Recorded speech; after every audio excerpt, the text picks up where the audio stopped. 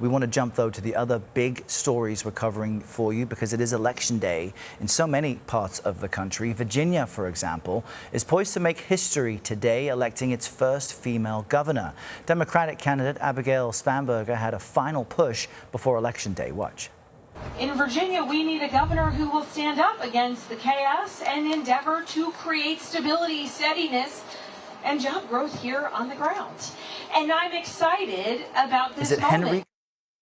CBS News congressional correspondent Nikole Killion is in Henrico, Virginia, tracking the latest on the race. Nikole, good morning.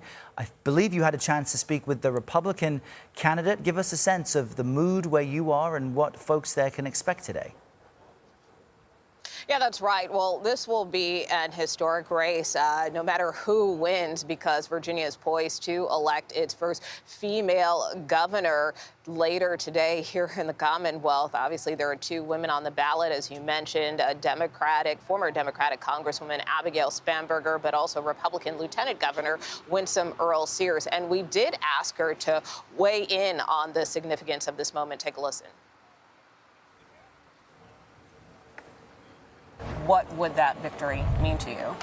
Well, I think, yes, it would be historic. But, you know, every race that I've run has been historic. And I think, you know, here I am, the first black female lieutenant governor. Heavens, I'm the first lieutenant governor, period. And I'm the first immigrant. And I'm the first female veteran. I mean, you know, but I think people ultimately want to know, do you see me? Do you know me?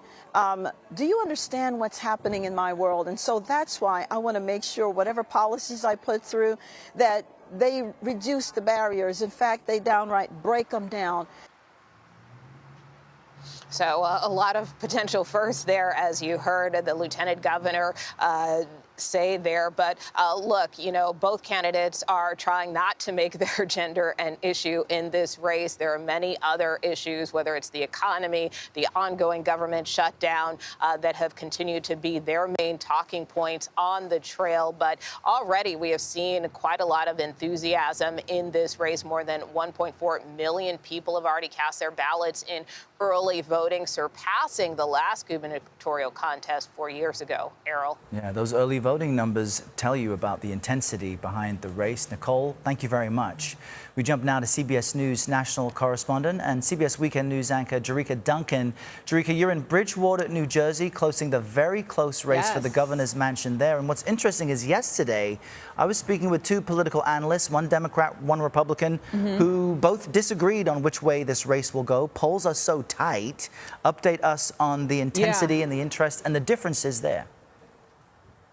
Well, I think what you hit on is exact. The polls are what people are looking at, but what we all can see is that Chitterelli has gained in the polls. So I think that's why people are looking at this race in particular as one to watch that could be close. You know, it has obviously local ramifications. Affordability is something both candidates are talking about. But then there's the national part of this. It's the connection to President Trump. He did endorse Chitterelli. The other opponent, his opponent rather, Mikey Sherrill, is saying this is someone that doesn't know how to say no to Trump.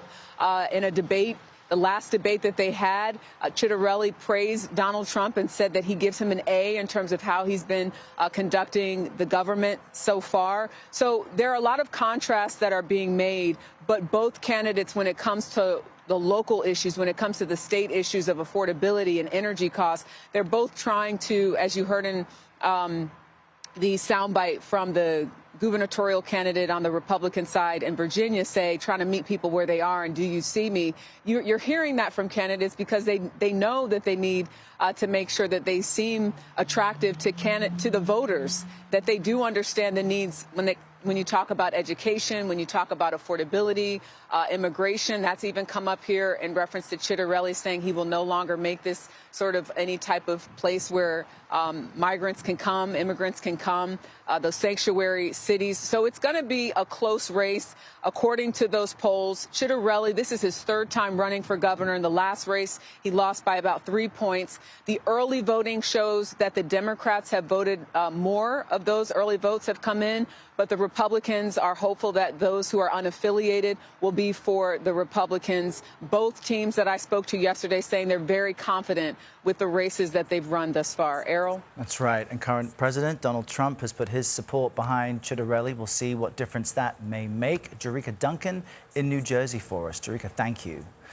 And both New York City mayor frontrunners say they will stand up to President Trump if in office, and that's despite the president backing Andrew Cuomo, former governor of the state, who is running as an independent candidate for mayor. CBS News senior White House and political correspondent Ed O'Keefe brings us more on this race.